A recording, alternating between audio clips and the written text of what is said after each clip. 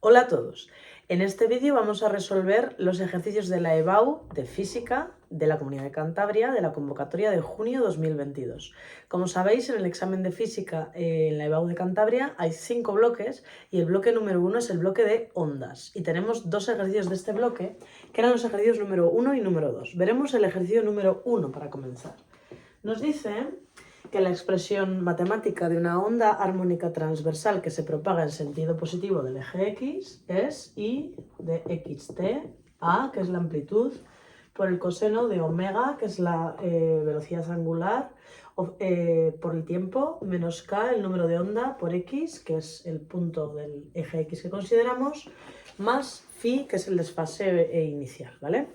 Entonces nos dicen que en el tiempo t igual a 2 segundos, el punto situado a 2 centímetros tiene una aceleración de menos 18 pi centímetros por segundo al cuadrado y un desplazamiento de más 2 centímetros en la dirección y. En el instante t igual a 0, un punto situado a 0 centímetros tiene el desplazamiento máximo que tiene valor de más 3 centímetros. Lo primero que nos preguntan en el apartado A por un punto es la amplitud y la fase inicial de la onda. Bueno, veamos cómo resolvemos este apartado con los datos de partida. Lo primero que nos preguntan es la amplitud. Bueno, pues la amplitud de una onda transversal va a ser directamente el valor del desplazamiento máximo. Entonces, el desplazamiento máximo son 3 centímetros, bueno, pues la amplitud va a ser 3 centímetros. También nos dicen que en el instante inicial y posición de x igual a 0 tenemos esta amplitud, ¿vale? Eso quiere decir que nosotros podemos sustituir en la ecuación de la onda que el desplazamiento para x0 y t0 es la amplitud, que es 3, por el coseno de omega por el tiempo 0, menos k por la x0, más phi, que sería el desfase inicial. Y esto tiene que dar 3. Como podéis observar, esto y esto se va, y lo que nos queda es que 3 por el coseno de phi, que es el desfase inicial, es igual a 3. Esto es que el coseno del desfase inicial es 1, porque pasaríamos este 3 a dividir. ¿Qué ángulo tiene coseno 1? 0 grados o 0 radianes, ya que cuando introducimos aquí los argumentos, lo lógico es ponerlo, en este caso, en radianes. Bueno, pues con esto tenemos resuelto el apartado A, que valía un punto. Nos daban por la amplitud 0,4 puntos y 0,1 por poner correctamente sus unidades. En física siempre hay que escribir las unidades. Y 0,4 puntos y 0,1 puntos por las unidades de la fase inicial. Bueno, pues esto era la primera pregunta, pregunta A. Veamos lo que nos piden en la pregunta B. Nos dicen calcular la frecuencia angular y el número de onda. Frecuencia angular y el número de onda. Veamos cómo hacemos esto. Fijaros que hay un dato que todavía no hemos utilizado, que es la aceleración. Nosotros tenemos como valor de partida, nos dan, aunque ya lo tendríamos que saber, la ecuación del desplazamiento de una onda transversal. Ya sabéis que a partir del desplazamiento podemos obtener la velocidad en función de la posición y del tiempo como la derivada del desplazamiento respecto del tiempo. Entonces, si nosotros derivamos aquí, a por el coseno, derivamos en función de t, ¿vale? La derivada del coseno es el menos seno, o sea que menos a omega por el seno de omega t menos kx más phi. Esa va a ser la expresión de la velocidad. Y si ahora lo que queremos es la expresión de la aceleración, tendremos que volver a derivar la velocidad respecto del tiempo.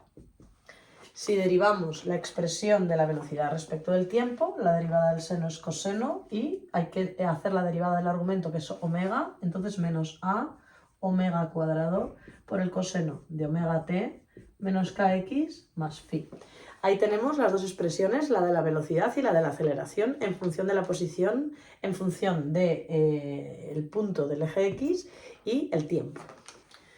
Una vez que tenemos estas expresiones, vamos a utilizar los dos datos que conocemos, que es que para el instante 2 segundos y la x 2 centímetros tenemos la aceleración y el desplazamiento. ¿vale? Pues entonces vamos a empezar sustituyendo en la ecuación y recordad que tenemos que la A era 3 centímetros y que phi era 0 radianes. Pues sustituimos primero el desplazamiento.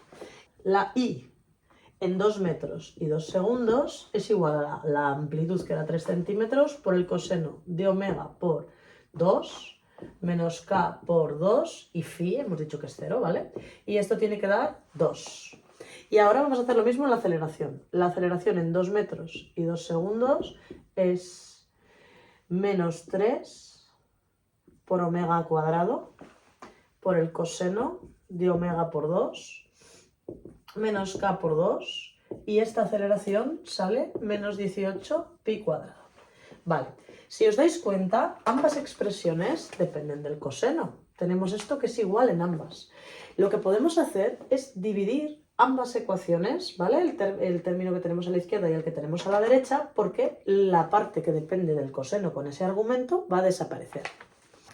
Si dividimos las expresiones, nos queda que 3 coseno de 2 omega menos 2k dividido de menos 3 omega cuadrado coseno de 2 omega menos 2k es igual a 2 entre menos 18 pi cuadrado. Si ahí eliminaríamos el coseno y el coseno, ¿vale? Y podemos eliminar este 3 con este 3 y nos va a quedar menos 1, porque ahí en el numerador lo hemos eliminado todo, dividido de omega cuadrado, ¿vale? El menos es el de este signo menos que hay aquí. Y tenemos luego 2 dividido de menos 18 pi cuadrado. Podemos eliminar los menos, ¿vale? Y entonces multiplicando en cruz nos queda 2 omega cuadrado es igual a 18 pi cuadrado. Pasaríamos el 2 a dividir, nos queda que omega cuadrado es 9 pi cuadrado y si hacemos la raíz cuadrada para despejar, nos quedará que omega es 3 pi. Vale, ¿en qué unidades va a ir omega? Omega sería, sus unidades son radianes por segundo.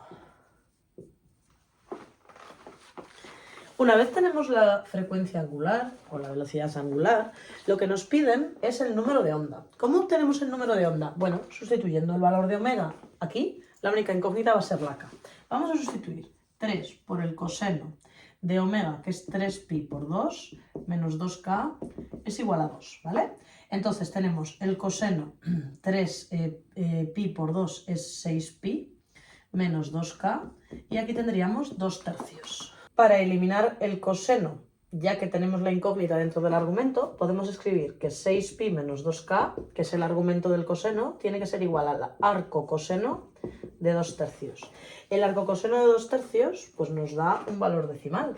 6pi menos 2k es igual a 0,841 radianes. Ese sería en radianes el ángulo cuyo coseno da 2 tercios, ¿vale? Entonces ahora, ¿cómo despejamos el número de onda? Bueno, pues tendríamos que hacer 6pi, llevo para acá restando, menos 0,841 y lo divido entre 2, ¿vale?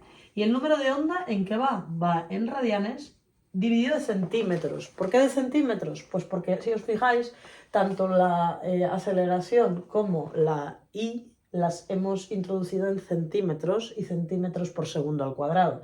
Por tanto, esto tendrá que ser en radianes por centímetro en este caso, ¿vale? Bueno, pues con esto habríamos resuelto el segundo apartado del problema 1 del examen.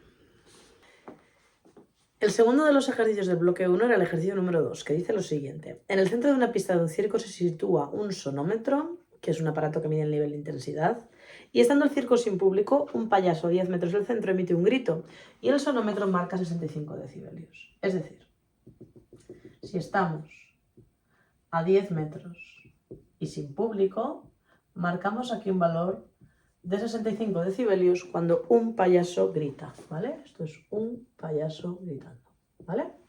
Vale. Pero desde uno de los asientos para los asistentes, estando el circo sin público, el sonómetro marca 61,48 decibelios. Entonces aquí, a otra determinada distancia que no conocemos, vamos a llamarla R2, si se sienta un payaso y grita, lo que obtenemos es una intensidad sonora de 61,48 decibelios, ¿vale?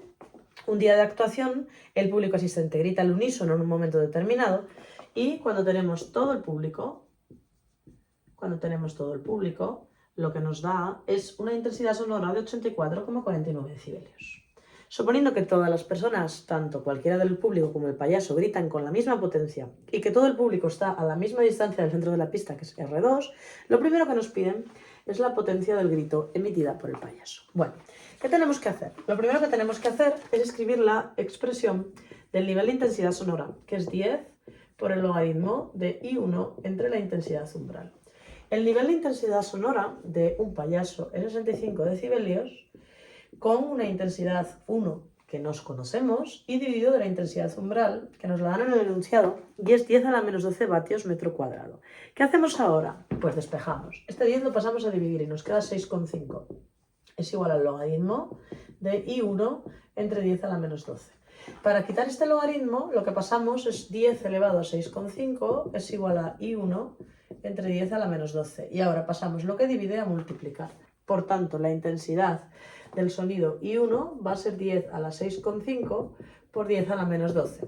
Queda 10 a la menos 5,5. Ya sabéis que las unidades son vatios metro cuadrado. Es esencial escribir siempre las unidades en los exámenes de la EBAU de física, ¿vale? Y esto es 3,16 por 10 a la menos 6 vatios metro cuadrado. Vale, si recordáis la expresión de la potencia, lo que tenemos que hacer es multiplicar la intensidad del sonido por la superficie en la cual se está propagando este sonido. La superficie es la superficie de una esfera, que como conocéis, su fórmula es 4pi por el radio de la esfera al cuadrado. Entonces la intensidad es 3,16 por 10 a la menos 6 y tenemos 4pi y el radio, en este caso, va a ser 10 metros al cuadrado. Bueno, esto nos da una potencia en vatios, ya que tenemos aquí vatios metro cuadrado y aquí metros cuadrados, el resultado nos va a quedar en vatios y nos queda una potencia de 0,00397 vatios. Bueno, esa es la potencia del grito emitido por el payaso. Vale, fijaros, el planteamiento de este ejercicio valía 0,8 y luego el resultado de la potencia con sus unidades correctas 0,2. Pasamos ahora al apartado B.